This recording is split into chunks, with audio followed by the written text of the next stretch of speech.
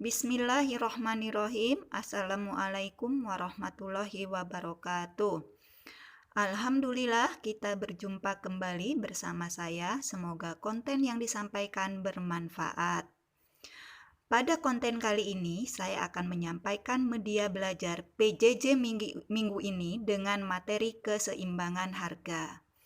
Khusus untuk anak-anak kelas 10 IPS 2 sampai 4 dan 10 IPA 1 SMA Negeri 2 Sarolangun, siapkan alat tulisnya untuk menulis poin-poin yang penting yang perlu didiskusikan.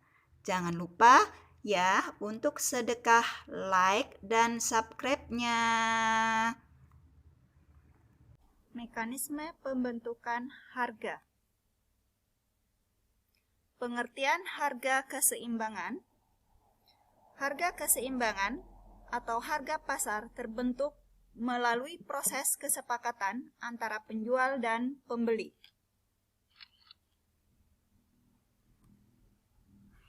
Kurva harga keseimbangan.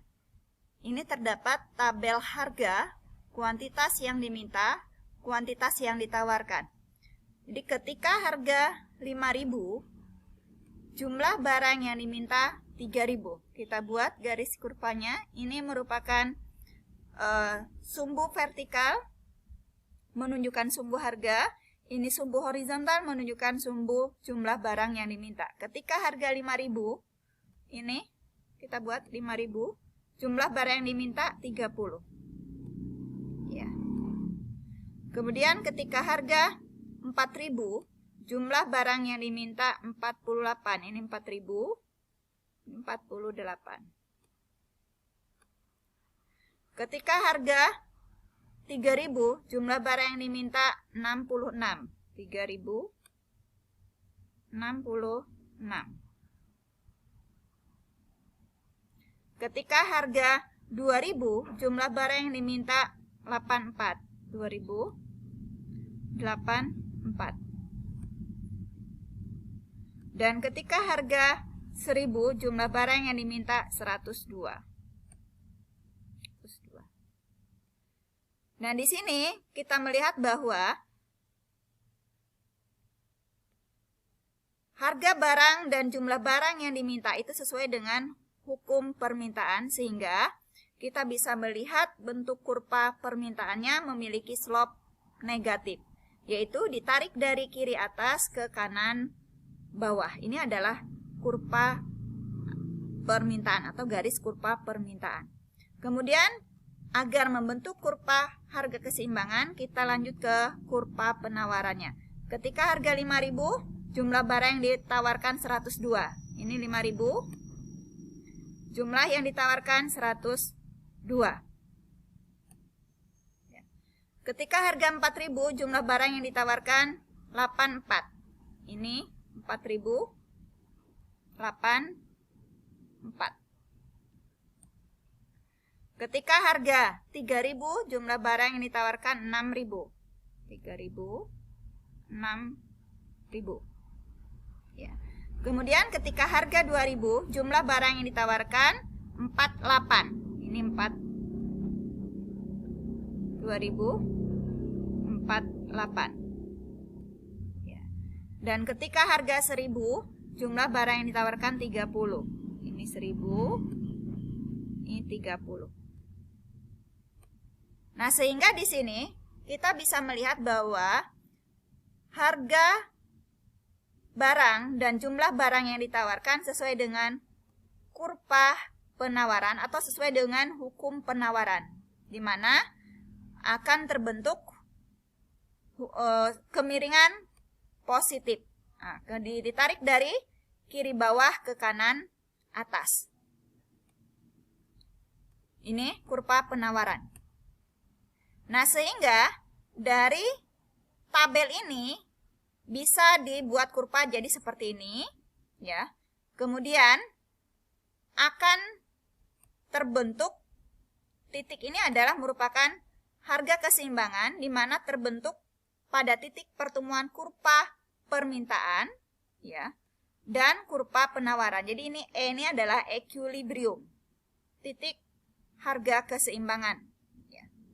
Nah, kemudian Kalau di dalam tabelnya, bahwa keseimbangan terjadi ketika kuantitas yang ditawarkan sama dengan kuantitas yang diminta pada harga tertentu, pada tingkat harga tertentu. Nah, sehingga di sini bisa terlihat seperti ini ya, ke sini. Jadi 3000 dan 66.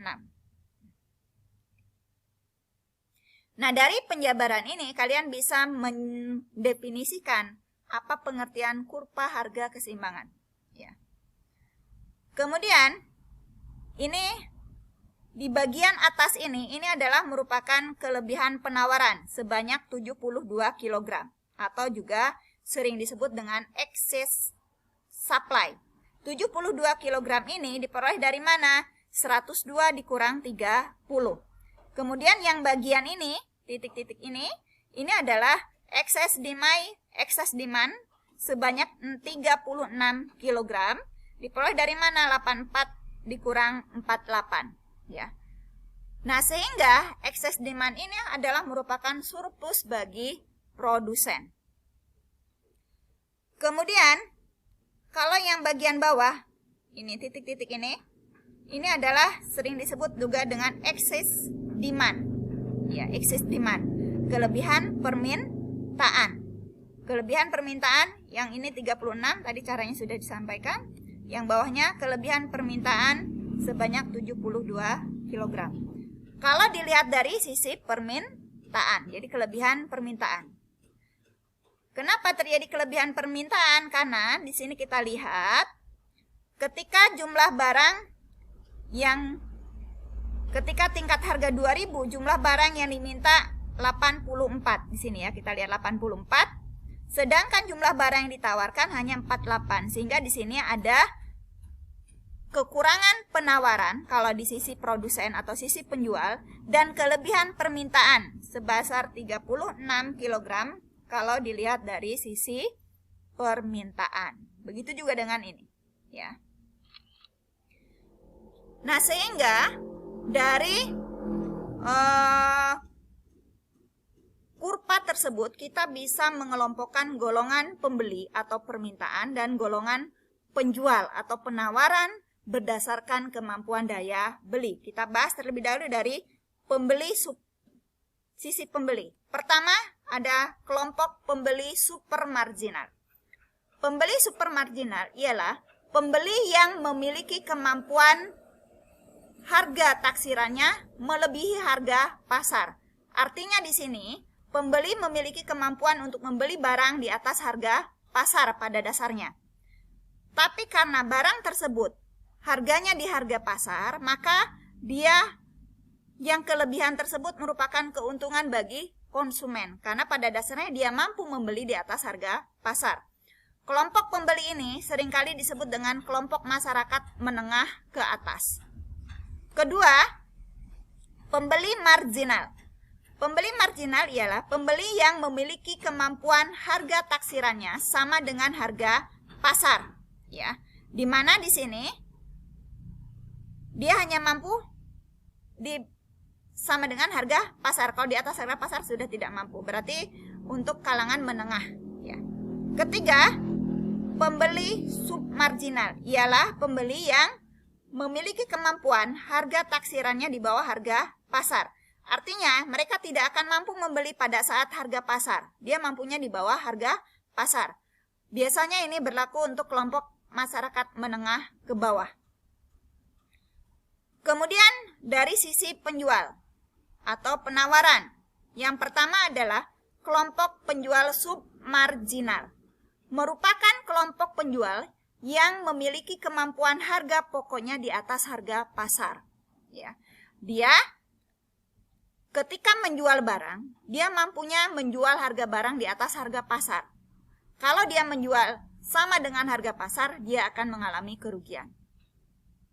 Kelompok penjual seperti ini adalah kelompok penjual yang memiliki kemampuan modal kecil.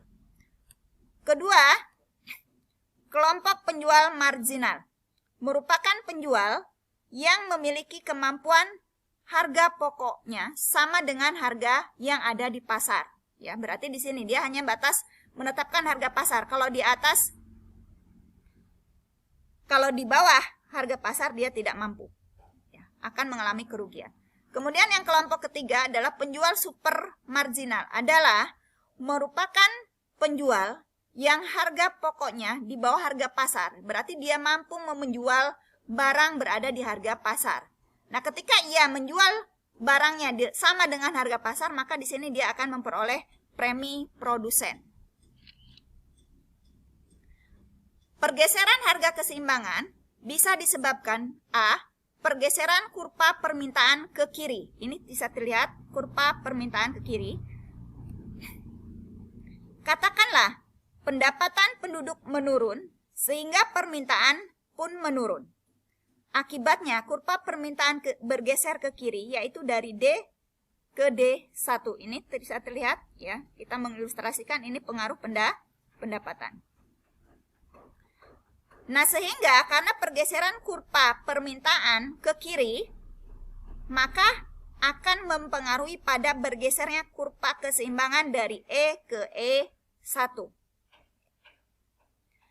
Hal ini terjadi karena pada harga 3.000 per kilogram, kuantitas jeruk yang semula ditawarkan 66 kilogram, sekarang lebih besar daripada yang diminta, yaitu 48.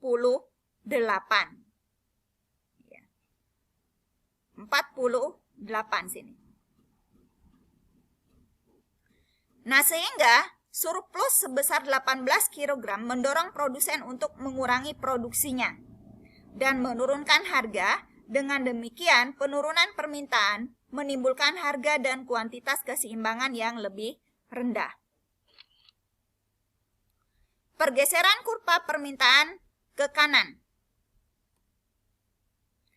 Katakanlah pendapatan penduduk meningkat sehingga permintaan pun meningkat. Akibatnya kurva permintaan bergeser ke kanan dari D ke D1. Pergeseran kurva permintaan ke kanan maka akan berpengaruh pada bergesernya keseimbangan dari E ke E2. Hal ini terjadi karena pada harga 3 kg, pada harga Rp3 per kilogram, kuantitas jeruk yang ditawarkan sebanyak 66 kg. Nah, hal ini menjadi lebih kecil dari yang diminta, yaitu 84 kg. Ya. Kekurangan 18 kg produsen untuk menambah produksi dan menaikkan harga. Dengan demikian, peningkatan permintaan akan menimbulkan harga dan kuantitas keseimbangan yang lebih tinggi, sehingga dari E ke E2. Pergeseran kurva penawaran ke kiri. Jadi ini kurva penawarannya yang bergeser. Katakanlah terjadi bencana alam yang menyebabkan penawaran jeruk menurun gratis. Akibatnya, kurva penawaran bergeser ke kiri dari S ke S1. Ya. Jadi ke kiri atas. Pergeseran kurva penawaran ke kiri berpengaruh pada bergesernya keseimbangan dari E ke E1. Dengan demikian, penurunan penawaran menimbulkan harga keseimbangan yang lebih tinggi, namun dengan kuantitas keseimbangan yang lebih rendah, dari 66 ke 57. Pergeseran kurva penawaran ke kanan. Katakanlah ada penemuan teknologi baru sehingga produksi jeruk meningkat. Akibatnya kurva penawaran bergeser ke kanan dari S ke S2.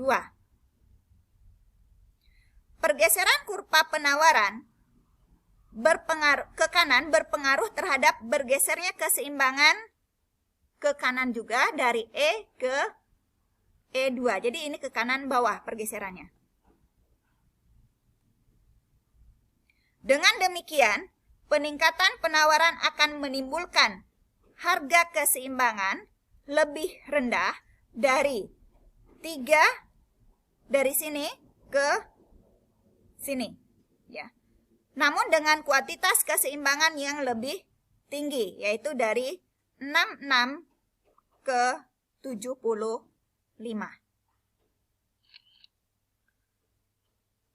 Terima kasih, jazakallah khairan. Semoga Allah membalas Anda dengan kebaikan. Semoga kalian bisa memahami materi ini dan bisa bermanfaat bagi kehidupan kalian kelak. Let's go to the next lesson.